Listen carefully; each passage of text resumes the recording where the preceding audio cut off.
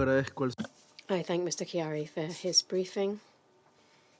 I now give the floor to Mr. Marwan Muasher. Mr. President, I will focus the bulk of my intervention today on the day after the war and the prospects for a political settlement. But first, I need to point out that the first priority has to be to end the war on Gaza immediately and permanently. The Palestinians have suffered enough, and there is no humanitarian or international law that condones the carpet bombing of civilians that we witness today, regardless of the cause. The question that is being asked repeatedly by the international community is who is going to rule Gaza after Hamas? It is the wrong question to pose if the implication is that this is the end game. And any policy based on this will lead to disastrous results. The repeated killings of civilians on both Israeli and Palestinian sides, the destruction of Gaza once again, the creation of another potential 1.5 million Palestinian refugees, and the looming danger of mass transfer should teach us that we cannot solve the problem by sticking to old paradigms that did not work. All scenarios presented so far have been unrealistic because they focus on the day after Gaza, rather than present solutions with an overall package that goes beyond Gaza and addresses the root cause of the problem, the Israeli occupation. This is the context in which October 7 took place. As abhorrent as targeting of civilians is on both sides, the big prison that Gaza practically was, coupled with the lack of any political horizon in the last 10 years to end the occupation, are factors that cannot be ignored. One has to acknowledge a priori that the elements necessary for a serious political process are not there. I'm sorry. I need.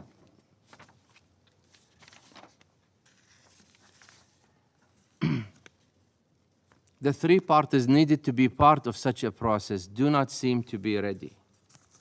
The United States is approaching an election year where chances for launching a political process that will involve pressure on all sides, particularly Israel, are remote.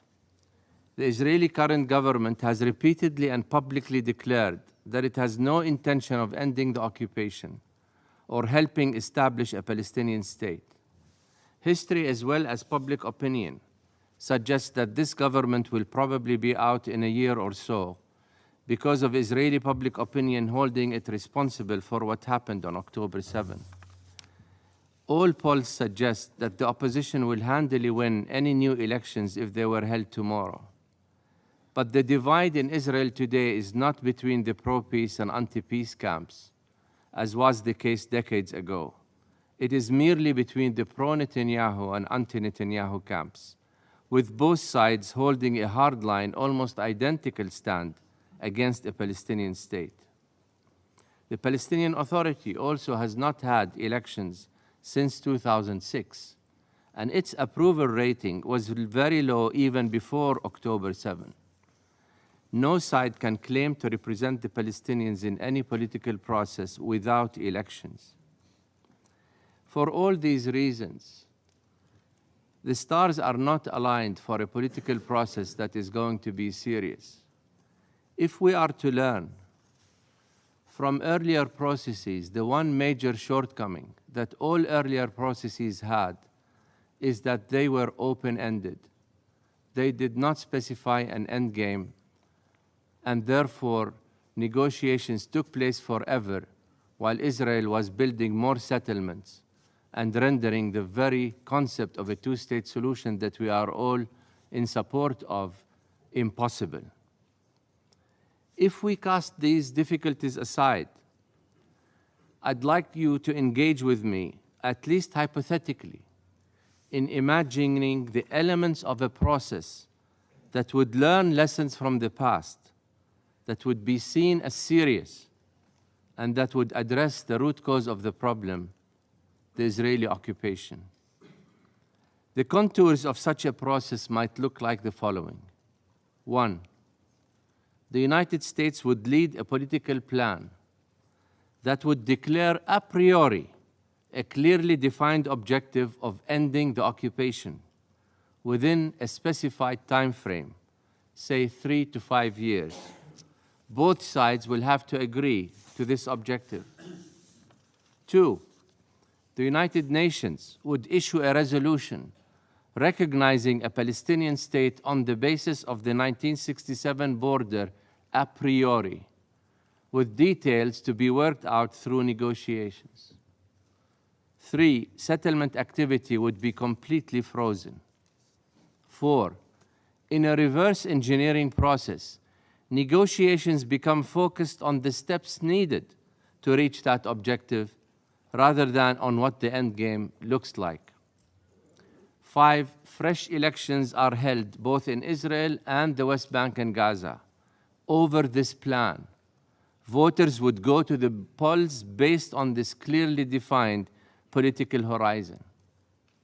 6. The issue of who rules Gaza becomes a step along the road to end the occupation, rather than an end game by itself. Solutions that were rejected by both parties today because of the absence of an overall political framework will be revisited. 7. The reconstruction of Gaza becomes a step along the road to a settlement, with more parties such as Gulf states, the European Union, or the World Bank ready to take part where they are not today.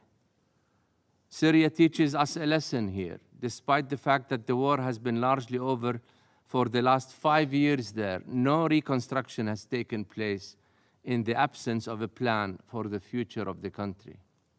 And 8, an international fund is set up to help Palestinians in Gaza and the West Bank stay on their land, to alleviate fears of mass transfer of Palestinians outside Palestinian land. Does the above sound ambitious? It does not even start to address what to do with the settlements issue.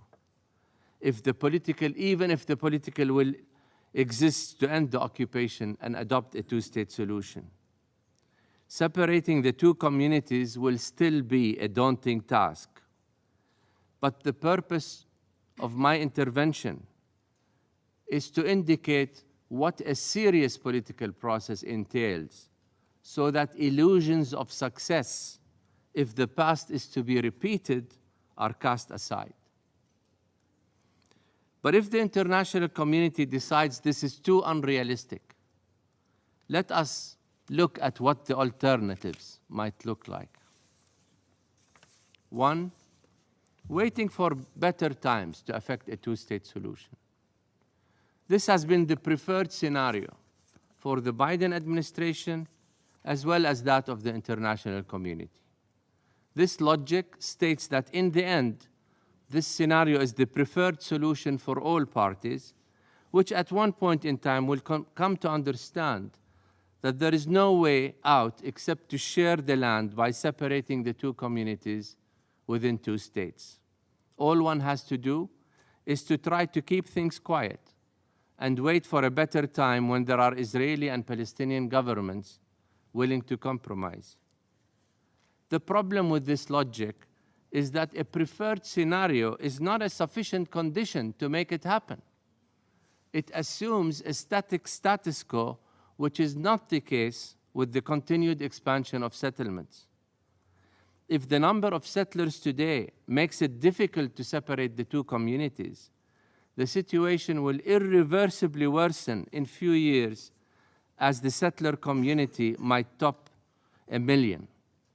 If a two-state solution is deemed difficult to effect today, it will in all probability become impossible in the future due to these demographic and political realities.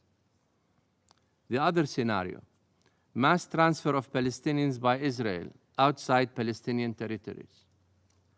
Israel today is faced with another factor that has become impossible to ignore: demography.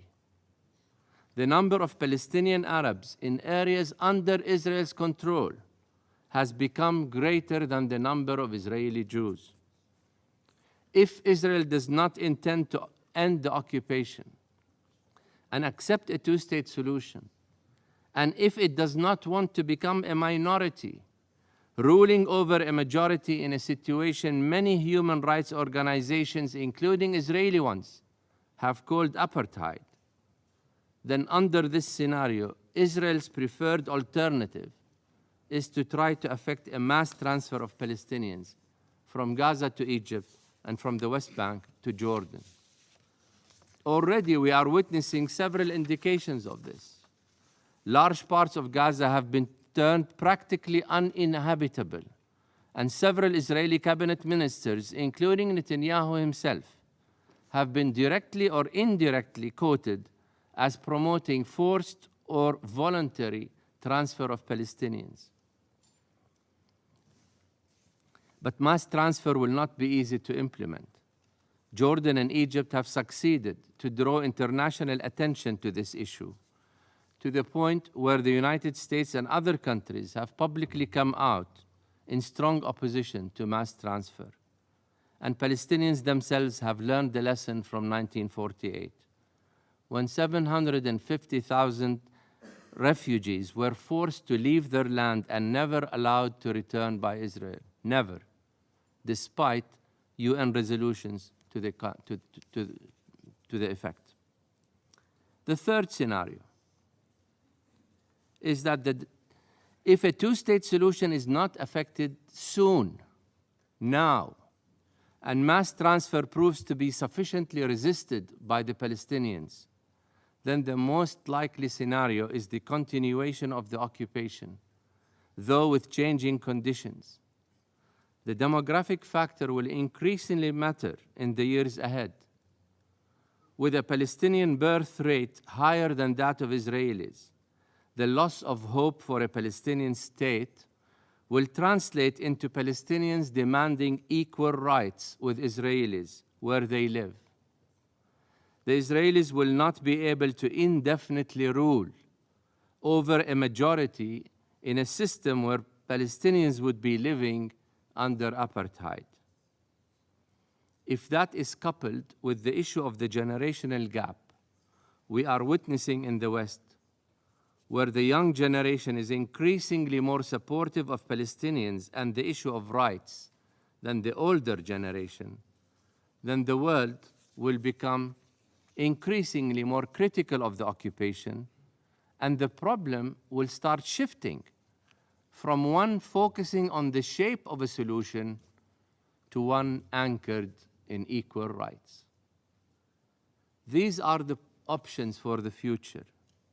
The international community, in my view, is certainly partly to blame for the situation we see ourselves in today.